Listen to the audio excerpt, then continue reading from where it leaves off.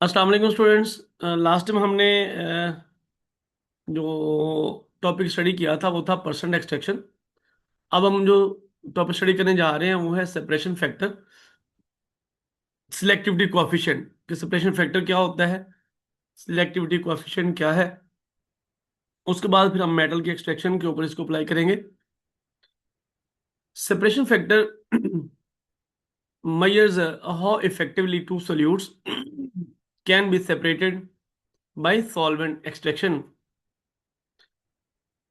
के हम दो कंपोनेंट्स, किसी भी कंपोनेंट को दो सॉल्वेंट्स के दरमियान में किस तरह से सेपरेट जो वो कर सकते हैं। It is defined as the ratio of the distribution ratios of the two solutes. कि अगर हमारे पास दो डिफरेंट सोल्यूट हैं, वन और टू या ए और बी, तो उनकी जो रेशियो है, डिस्ट्रीब्यूशन रेशियो, उसका मैथमेटिकल एक्सप्रेशन से सेपरेशन फैक्टर जो है वो अल्फा है। तो it is the ratio of the distribution ratio of both components D1 and D2। फर्ज करें हमारे पास दो कंपोनेंट थे, एक कंपोनेंट वन है, दूसरा कंपोनेंट टू है। तो दोनों की रेशियो जो है वो क्या हमें बताएगा, separation factor. So D1 distribution ratio of solute one है, D2 distribution ratio of solute two है। If alpha is one, mean दोनों का डिस्ट्रीब्यूशन कोएफिशिएंट सेम है, तो नो सेपरेशन में लगकर सेपरेशन होगी ही नहीं ना। And if alpha is greater than one means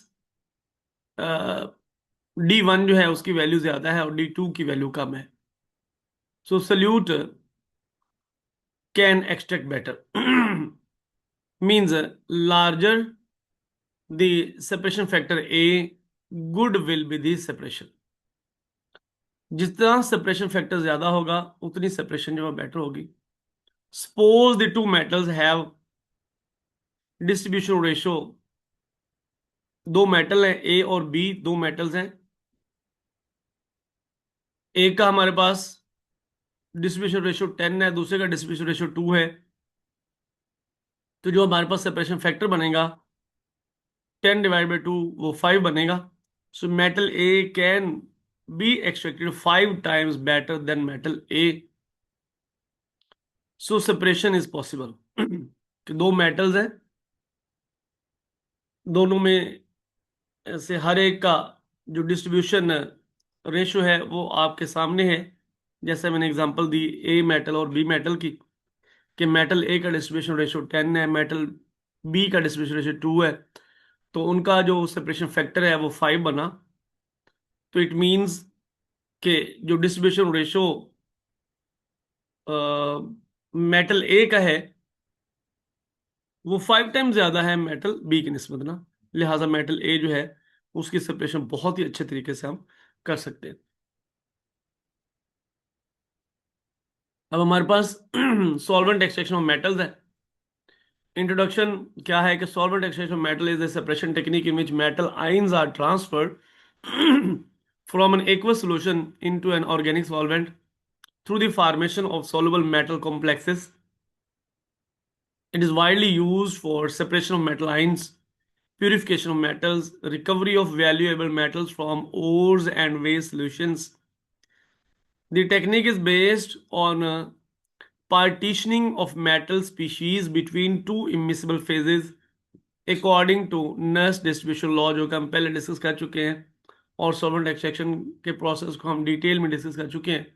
वही प्रोसेस है, वही मेथड है, उसको हम अप्लाई करने जा रहे हैं मेटल्स की सेपरेशन के ऊपर, सॉल्वेंट एक्सट्रैक्शन मेटल्स के ऊपर। तो प्रिंसिपल ऑफ मेटल एक्सट्रैक्शन क्या है कि in solvent extraction a metal ion react with an extracting reagent. जो भी एक्सट्रैक्टिव रिएजेंट हम डालते हैं से वो लिगेंड है, वो क्या करेगा, न्यूट्रल कॉम्प्लेक्स बनाएगा उस मेटल आयन के साथ जिसको हम सेपरेट करने जा रहे हैं। और वो जो न्यूट्रल कॉम्प्लेक्स है वो फिर सॉल्युबल होगा किसके अंदर, ऑर्गेनिक सॉल्वेंट के अंदर। यानी मेटल आयन जो है वो ऑर्गेनिक सॉल्वेंट के अंदर इनसॉल्युबल था, इसीलिए वो कहाँ था, एक्वस फेज के अंदर मौजूद था। हमने एक्वस फेज से मेटल आयन को निकालना है। तो हम उसका एक न्यूट्रल कॉम्प्लेक्स बना लेते हैं बाय यूजिंग द लिगेंड। तो वो जो न्यूट्रल कॉम्प्लेक्स है फिर वो क्या होगा, ऑर्गेनिक सॉल्वेंट के अंदर डिसॉल्व हो जाएगा। जेनो रिएक्शन लिखा हुआ है, Mn positive mean metal M है, इसका ऑक्सीजन स्टेट N पॉजिटिव है, और N लिगेंड्स जो हैं वो इसके साथ हम रिएक्ट करवा रहे हैं, तो MlN जो है वो एक न्यूट्रल कॉम्प्लेक्स बन गया है। तो Mn पॉजिटिव मेटल आइन है, L लिगेंड है जो कि एक्सट्रैक्टेंट जिसे हम बोल रहे हैं, MlN जो है वो मेटल लिगेंड कॉम्प्लेक्स है जो न्यूट्रल कॉम्प्लेक्स बन चुका हुआ है। अब ये इसी फॉर्म के अंदर ऑर्गेनिक सॉल्वेंट के अंदर डिसॉल्व हो जाएगा। The neutral complex dissolve in organic phase, for example metal thiocyanate complex. कि मेटल थायोसायानेट कॉम्प्लेक्स जो है उसकी एग्जांपल आप लोगों के साथ ये मैं शेयर कर रहा हूं कि आयरन पॉजिटिव 3 है और थायोसायानेट SCN नेगेटिव के साथ हम इसको रिएक्ट करवा रहे हैं, FeSCN टेकन 3, जो कि मेटल थायोसायानेट मीन मेटल आयरन है, तो आयरन थायोसायानेट का जो है वो कॉम्प्लेक्स बन गया है। Extracted in ether forming deep red colour complex. ये हम एक्वस सोल्यूशन से, यानी आयरन पॉजिटिव 3 जो था फेरिक की फॉर्म के अंदर वाटर के अंदर सॉल्युबल था, और जैसे ही हमने थायोसायानाइड के साथ इसको रिएक्ट करवाया तो थायोसायनेट जब इसका बना, आयरन थायोसायनेट जो है वो फिर ईथर के अंदर क्या है, सॉल्युबल है। ईथर क्या है, ऑर्गेनिक सॉल्वेंट है ना, forming deep red colour complex. तो इस तरीके से हम मेटल को एक्सट्रैक्ट कर सकते हैं। मैकेनिज्म जो है, मैकेनिज्म बड़ा सिंपल है, वो आप लोगों के सामने है कि metal extraction generally occurs through 3 steps. 3 steps हैं इसके। पहला स्टेप क्या है, कॉम्प्लेक्स फॉर्मेशन है। हम कॉम्प्लेक्सिंग रिएजेंट जब वो डालते हैं, यानी लिगेंड्स ऐड करते हैं, वो मेटल आयन के साथ रिएक्ट करके तो कॉम्प्लेक्स बनाता है। Metal ion react with the extracting agent to form a metal complex. For example copper positive 2 है तो HR एक जनरल जो है वो क्या है, ऑर्गेनिक एक्सट्रैक्टिंग रिएजेंट है जो कि कॉपर आयन के साथ रिएक्ट करेगा और CuR2 बना देगा, साथ में हाइड्रो आइंस रिलीज हो जाएंगे ना। Where HR is organic extracting reagent. तो ये एक जनरल सा रिएक्शन है कॉम्प्लेक्स फॉर्मेशन का। Transfer to organic phase, the neutral complex moves from aqueous phase to the organic phase. अब ये जो कॉम्प्लेक्स बना है वो भी न्यूट्रल है, तो न्यूट्रल होने की वजह से वो क्या है, ऑर्गेनिक फेज के अंदर ट्रांसफर हो जाएगा। फेज सेपरेशन, फिर हम दोनों फेज को सेपरेट कर लेते हैं, 2 फेजेस सेपरेट। ऑर्गेनिक फेज के अंदर क्या होता है, contain extracted metals. Aqueous phase contains remaining metal ions. जो बाकी रह जाएगा वो फिर एक्वस फेज में ही पड़ा रहेगा। Types of extracting agents. Extracting agents की टाइप्स क्या है, तो नंबर 1 है कीलेटिंग एक्सट्रैक्ट्स। चीलेट्स भी बोलते हैं, कीलेट्स भी बोलते हैं। वो आप लोग अपनी लोअर क्लासेस से ही इस टर्म से जो है वो familiar हैं। The most widely used method of extracting metal ions is the formation of chelate molecules within organic chelating agents। तो कीलेट्स क्या होते हैं कि जब पॉलीडेंटेड लिगेंड्स जो है वो सेंट्रल मेटल एटम या आयन के साथ कोऑर्डिनेट करते हैं, तो close ring compounds type structure जो है वो बनता है जिसे हम कीलेट्स कहते हैं। This form stable ring complexes with metals जिन्हें हम कीलेट्स कहते हैं। This method is used in spectrophotometric determination of metals. तो स्पेक्ट्रोफोटोमीटर के तहत हम जिन मेटल्स की डिटर्मिनेशन करते हैं उसके अंदर यही मेथड जो है वो यूज हो रहा होता है। The chelates are often insoluble in water and will precipitate and soluble in the organic solvent। So aqueous phase में ये फिर इनसॉल्युबल होगा, प्रेसिपिटेट होके तो किधर चला जाएगा, ऑर्गेनिक सॉल्वेंट के अंदर चल जाएगा। एग्जाम्पल है डाइथाइजोन है, और 8 हाइड्रोक्सी कीनोलिन यानी ओग्जाइन, एक होता है ओग्जाइम, एम से, ये एम से नहीं है, ये एन से है। 8 हाइड्रोक्सी कीनोलिन ओग्जाइन, सिंपल हम इसे बोलते हैं। They are widely used in analytical chemistry. तो एनालिटिकल केमिस्ट्री के अंदर इसका काफी वास्ट यूज है। आमतौर पे जो किलेटिंग एजेंट्स होते हैं वो एसिड्स होते हैं, जो कि वाटर के अंदर आयनाइज हो जाते हैं। और प्रोटॉन जो है, the proton is displaced from the metal ion forming chelates. Proton पे डिस्प्लेस हो जाता है। For example dithizone form complex with lead ions, ये डाइथाइजोन है।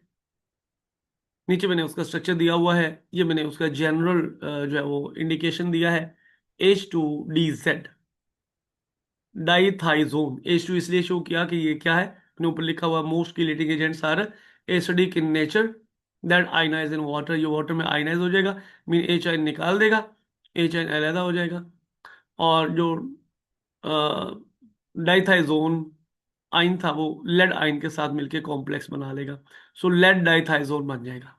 For example PbHdZ taken twice is a neutral complex soluble in organic solvent like CCl4, carbon tetrachloride में ये soluble हो जाता है, forming red or pink color depending upon its concentration. Due to change in color, it is also used for qualitative and quantitative analysis.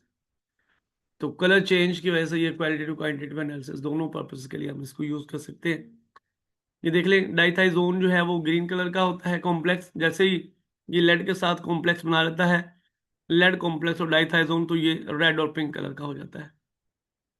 तो red और pink colour मैंने कहा depending upon its concentration. दूसरा तरीका क्या है मेटल आयन को extract करने का, वो है ion pair extent. Ion pair extents यानी ion association complexes. Ion association complexes क्या है? Metal ions form ion pairs with organic cations और एनाइंस। मेटल आयन्स जो है वो आयन पेयर बना लेते हैं ऑर्गेनिक केटाइन या एनाइन के साथ, यानी हमारे पास केटाइन या एनाइन जो भी होगा वो ऑर्गेनिक नेचर का होगा, वो मेटल आयन के साथ क्या बना लेगा, आयन पेयर बना लेगा, विच डिजोल्व इन ऑर्गेनिक सॉल्वेंट्स। सो दूसरे लफ्जों में ये भी कॉम्प्लेक्स टाइप ही होता है, बट नेम के लेके हमने एक अदर नेम इसको दे दिया, आयन पेयर एसोसिएशन या आयन एसोसिएशन कॉम्प्लेक्सेस। जैसा कि MCl4 2 नेगेटिव, MCl4 के एक मेटल क्लोराइड का कॉम्प्लेक्स आयन है, वो जब किसी भी कह लें कि अमाइन के साथ, अमाइन केटाइन के साथ रिएक्ट करेगा तो एक कॉम्प्लेक्स बना लेगा, यानी R4N पॉजिटिव है, tetra amine complex ion, tetra alkyl ammonium ion complex type जो है वो बन जाएगा। For example Iron 3 can be quantitatively extracted from hydrochloric acid medium into diethyl ether by forming chloro complex. It can be explained as, यानी Iron 3 जो है वो quantitatively उसकी जो एक्सट्रैक्शन है HCl मीडियम से, हाइड्रोक्लोरिक एसिड मीडियम से diethyl ether के जरिए से हम क्लोरो कॉम्प्लेक्स फॉर्मेशन के जरिए से उसको सेपरेट कर सकते हैं। Step 1 formation of chloro complex in aqueous phase है। In concentrated hydrochloric acid Iron 3 react with hydrochloride ions, ये मैंने रिएक्शन नीचे दिया हुआ है।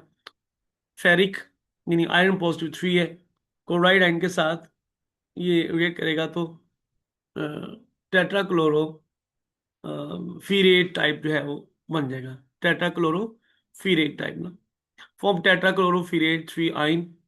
This is an anionic complex, ये एक एन आयनिक कॉम्प्लेक्स है।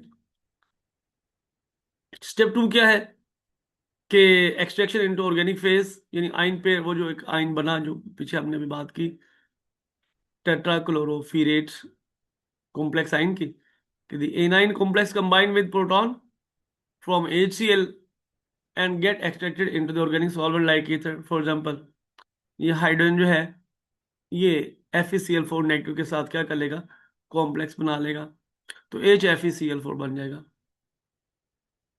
ठीक है जी। तो HFeCl4 behave like a neutral species, moves into organic layer, ether, या फिर MIBK।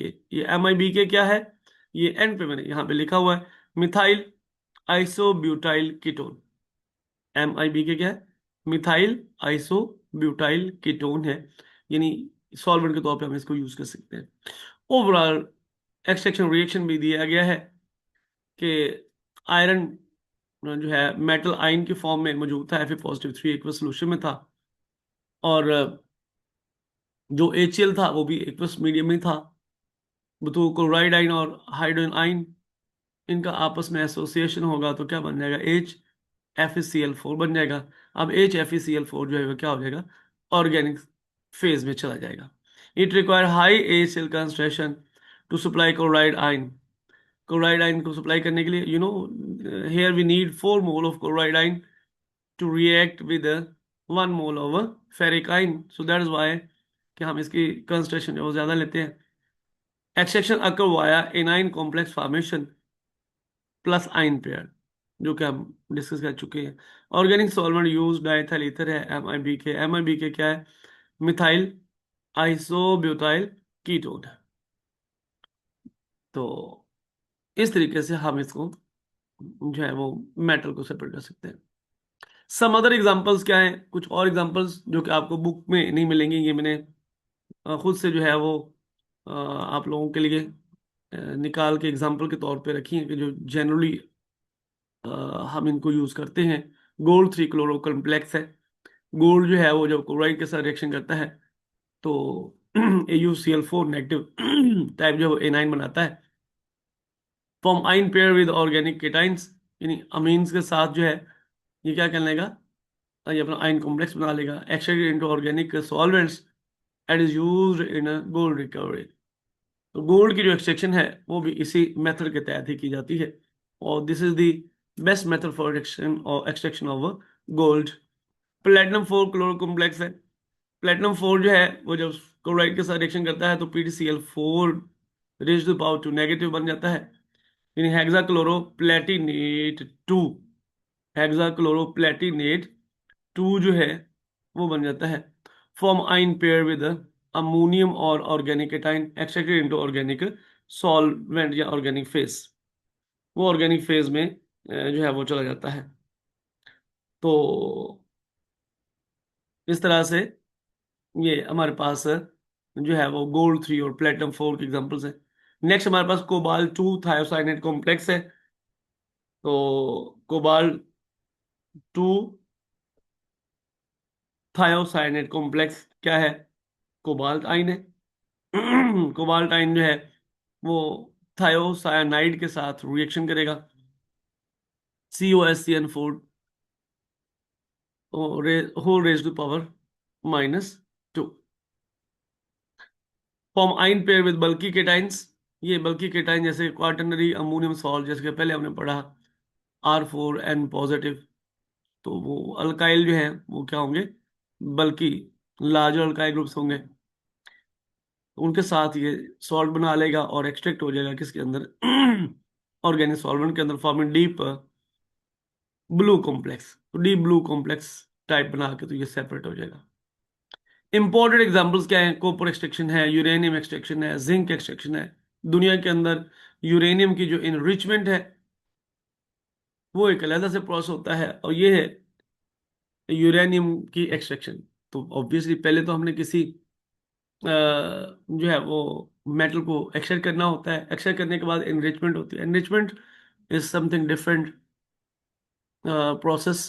तो ये हम चूंकि एक्सट्रैक्शन की बात कर रहे हैं, तो कॉपर, यूरेनियम और जिंक जो है वो भी सोल्वेंट एक्सट्रैक्शन के तहत ही जो है वो सेपरेट किए जाते हैं। Copper extracted using oxime extractants. Uranium is extracted using tributyl phosphate complex and zinc extraction. Zinc can be extracted with a D2EHPA।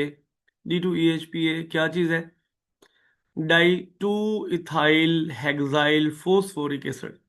Die two ethyl, यानी D2 जो है, D stands for di, two stands for two, E for ethyl, hexyl, ethyl hexyl EH, phosphoric acid PA is one of the most important liquid cation exchangers used in solvent extraction of metal ions.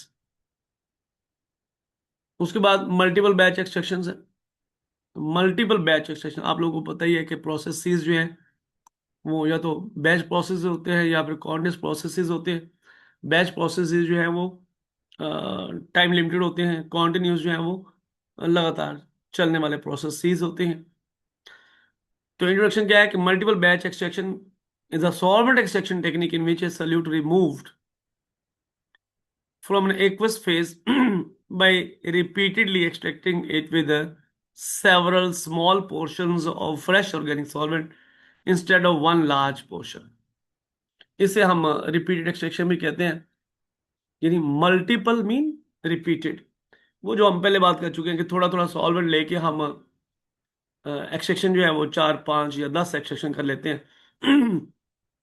तो ये multiple batch extraction process कहलाती हैं, और इसमें comparatively large portion जो है वो solute का सेपरेट हो जाता है। Extraction efficiency, this method increase extraction efficiency because each extraction step moves removes additional amount of solute from the aqueous phase।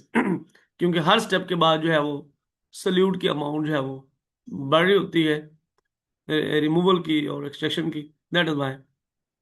तो ये एक्स्ट्रा अमाउंट जो है वो सोल्यूट की रिमूव करने के लिए या एडिशनल अमाउंट सोल्यूट की रिमूव करने के लिए ये बेस्ट मेथड है। प्रिंसिपल क्या है कि multiple batch extraction is based on Nernst distribution equation या डिस्ट्रीब्यूशन लॉ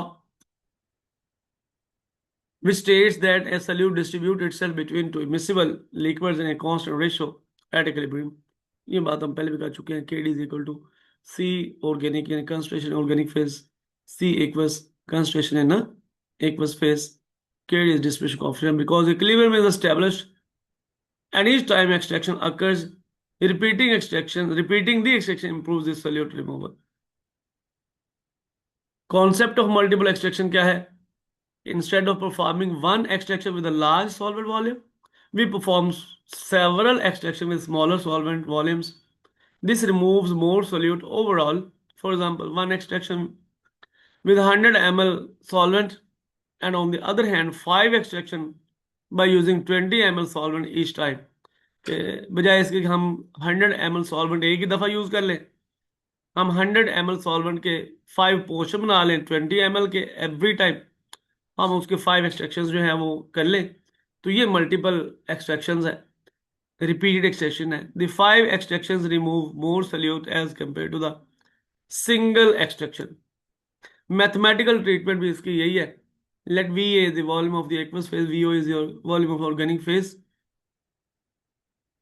या organic solvent per extraction, capital A is the distribution ratio, fraction of solute remaining after one extraction। कितना solute एक extraction के बाद रह जाएगा, Q इसकी quantity है, is equal to VA over DV not plus VA। इसको हम यूं भी लिख सकते हैं, बल्कि एक्सचेंज करते हैं इसको के रीअरेंज करें तो ये इसको हम मोर सिंपल फॉर्म के अंदर भी ला सकते हैं। Fraction remaining after n extraction के एन एक्सट्रैक्शन हम परफॉर्म कर रहे हैं, मल्टीपल एक्सट्रैक्शन है, तो Q raise to power n, ये 1 2 3 4 5 कुछ भी हो सकता है। ये 5 एक्सट्रैक्शन के बाद से हमने 5 एक्सट्रैक्शन किए हैं तो Q रेज टू पावर 5 हो जाएगा, is equal to VA over DV not plus VA whole raise to the power क्या आ जाएगा, 5 आ जाएगा। तो इस तरह से क्या हो जाएंगे, इतने टाइम जो है वो सल्यूट जो है उसकी कंसंट्रेशन जो रिमेनिंग अमाउंट जो क्या होती जाएगी, डिक्रीज होती जाएगी। Variant is the number of extraction. For example, पहली एक्सट्रैक्शन के बाद आपके पास 0.2 ml, ये मैं जस्ट एक एग्जांपल शेयर कर रहा हूँ आप लोगों के साथ, आप इसको अंडरस्टैंड कर लीजिएगा कि एक एक्सट्रैक्शन के बाद जो है वो 0.2 ml जो है वो रह गया। दो एक्सट्रैक्शन के बाद क्या होगा, 0.2 का आप स्केल ले लें तो 0.004 हो जाएगा ना।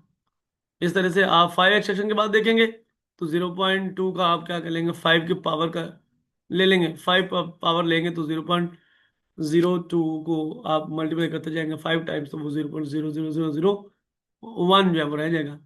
तो इस तरह से क्या है, रिमेनिंग अमाउंट जो है वो सोल्यूट की आफ्टर एन एक्सट्रैक्शन कम होती चली जाएगी। Amount remaining after n extraction WN is equal to W not into VA over DV naught plus VA whole raised to the power n, where again W naught is the initial amount of the solute, WN is the amount remaining after n extractions, और n जो है वो n extractions है। Example क्या है वो साथ में एग्जाम्पल दे दिया है। सपोज हमारे पास डिस्ट्रीब्यूशन रेशियो जो है वो एक कंपोनेंट का 4 है, और एक बस सोल्यूशन का वॉल्यूम 50 ml है, एंड ऑर्गेनिक सॉल्वेंट का वॉल्यूम जो है वो 25 ml है। Fraction remaining after one extraction कितनी है, 0.33 है। और अगर हम 3 एक्सट्रैक्शन करते हैं तो 0.3 की हम पावर क्या ले लेंगे, 3 ले लेंगे, तो वो कितनी रह जाएगी भाई, 0.036 रह जाएगी।